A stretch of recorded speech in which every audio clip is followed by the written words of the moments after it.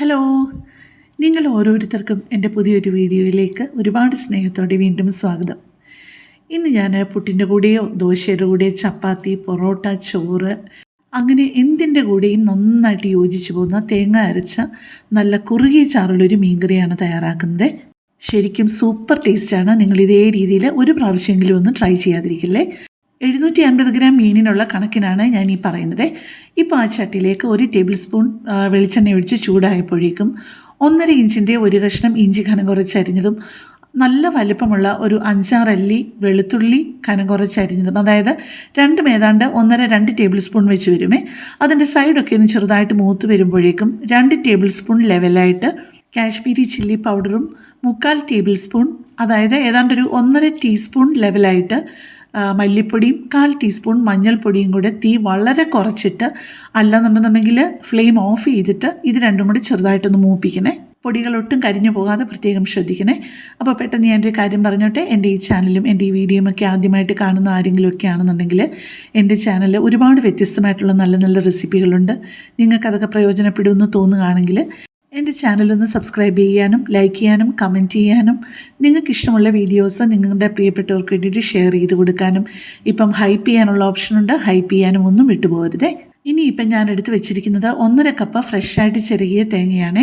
ഇനി നമുക്ക് ചെറിയ തേങ്ങയും കൂടെ അതിനകത്തോട്ട് ചേർത്ത് കൊടുത്തിട്ട് കുറച്ച് നേരം ഒന്ന് വഴറ്റണം. ഒരു 5-10 മിനിറ്റ് നേരം ഒന്ന് വഴറ്റി കൊടുക്കണേ. അത് കഴിഞ്ഞിട്ട് അത് നന്നായിട്ട് തണുക്കാൻ അനുവദിക്കണം.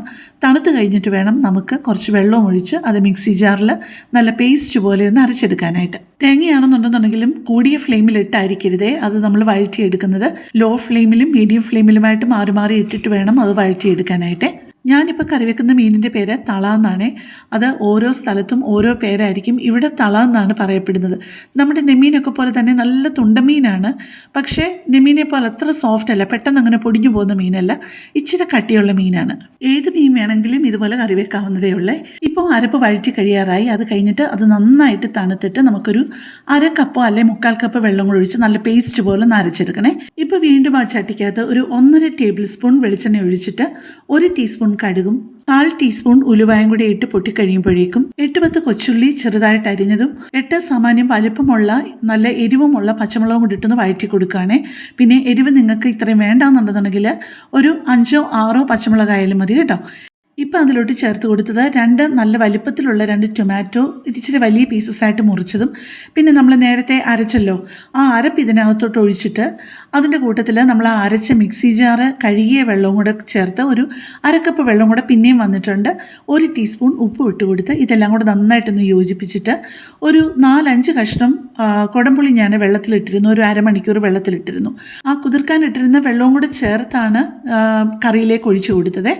അതുപോലെ ആ കുടംപുളി കുതിരാൻ വെക്കുന്നതിന് മുമ്പ് നന്നായിട്ടൊന്ന് കഴുകിയിട്ട് വേണം വെള്ളത്തിലിടാനുമേ. ഇപ്പോൾ ഇതേ നമ്മുടെ അരപ്പൊക്കെ നന്നായിട്ട് തിളച്ച് വന്നിട്ടുണ്ട്. ഇനി ഇപ്പം നന്നായിട്ട് വിനാഗിരിയും ഉപ്പും ഒക്കെ ഇട്ട് കഴുകിയ നമ്മുടെ മീൻ കഷ്ണങ്ങൾ ഇതിനകത്തോട്ട് പിറക്കി വയ്ക്കാമേ. ഇനി നമുക്ക് മീൻ കഷ്ണങ്ങളെല്ലാം ഇട്ട് കൊടുത്തിട്ട് ഒന്നുകിൽ ചട്ടി എടുത്ത് നന്നായിട്ടൊന്ന് കറക്കി ചുറ്റി എല്ലാം കൂടെ ഒന്നുകൂടെ ഒന്ന് യോജിപ്പിക്കണം. പിന്നെ ഈ മീനായതുകൊണ്ട് പേടിക്കേ വേണ്ട, അങ്ങനെ പെട്ടെന്ന് അങ്ങ് ഉടഞ്ഞു പോകത്തില്ല കേട്ടോ. എന്നാലും ഞാൻ വല്ലാതെ അങ്ങ് ഇളക്കി കൊടുക്കുന്നില്ല, പെതുക്കെ ഒന്ന് താത്തു കൊടുക്കുന്നതേ ഉള്ളേ.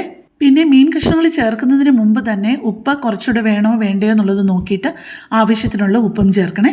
ഇപ്പം ദേ നമ്മുടെ മീൻകറിയൊക്കെ നല്ല പാകത്തിന് വന്നിട്ടുണ്ട്, ആവശ്യത്തിന് വറ്റിയിട്ടുണ്ട്. ഇനിയിപ്പം നമുക്ക് ചേർക്കാനുള്ളത് ഒരു 1-1.5 ടേബിൾ സ്പൂൺ പച്ചവെളിച്ചെണ്ണ ഒഴിച്ചു കൊടുക്കണം. 2 തണ്ട് കറിവേപ്പിലയും കൂടി ഇട്ട് 1/4 ടീസ്പൂണിൻ്റെ പകുതി ഉലുവാപ്പൊടിയും ചേർത്ത് ആ തവി കൊണ്ട് തന്നെ അധികം ഇളക്കാതെ ചെറുതായിട്ടൊന്ന് യോജിപ്പിച്ച് കൊടുത്തിട്ട് ഒരു അരമണിക്കൂർ അത് അനക്കാതെ മൂടി അങ്ങ് വെച്ചേക്കണേ. ഇപ്പം ദേ അരമണിക്കൂർ കഴിഞ്ഞ് മൂടി തുറന്നു കഴിഞ്ഞപ്പോഴത്തേക്ക് മുമ്പേ കണ്ട ഭാവമാണോ ഇപ്പം മീൻകറിക്ക്?